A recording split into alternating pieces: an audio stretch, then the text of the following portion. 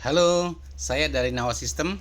Di video singkat ini, saya akan menjelaskan cara kerja dashboard KPI proyek secara sederhana.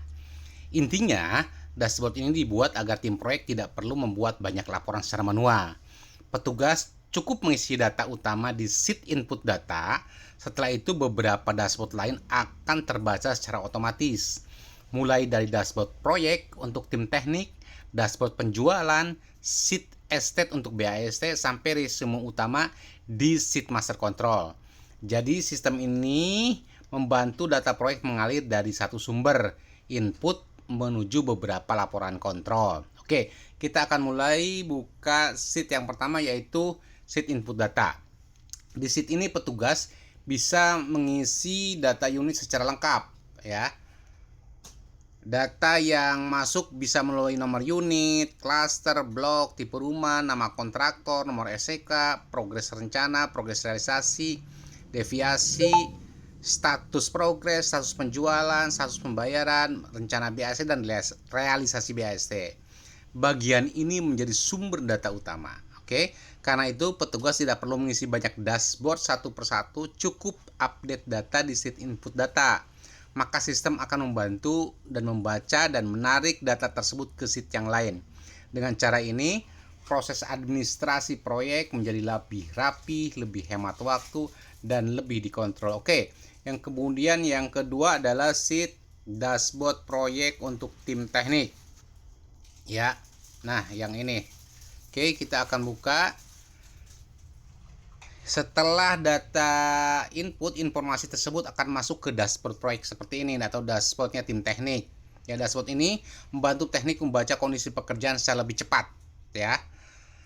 Kemudian di sini project manager, set manager, dan tim lapangan bisa melihat progres pekerjaan deviasi, status kontraktor, dan lain-lain.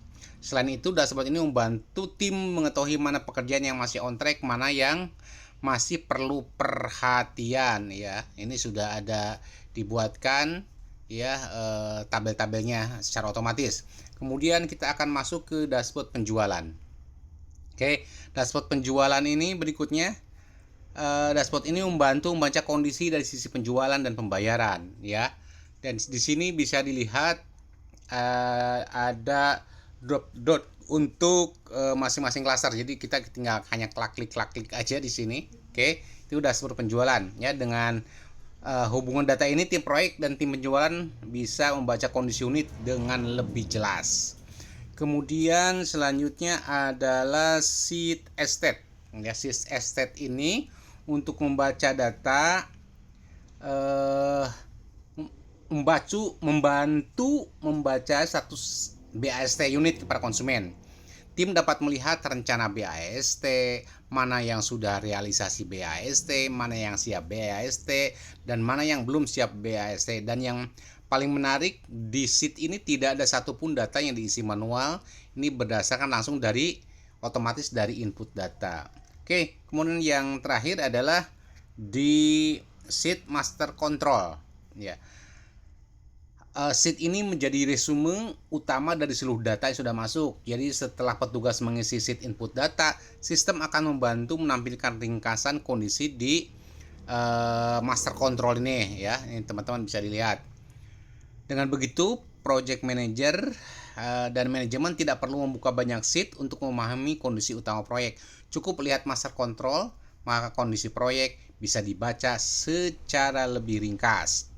Oke, itulah gambar singkat cara kerja dashboard KPI proyek dari Nawa System. Dashboard ini cocok untuk developer, perumahan, project manager, set manager, admin proyek, tim teknik, dan tim penjualan. Dan tentunya oleh tim estate yang ingin membaca kondisi proyek dari satu sumber data yang lebih teratur.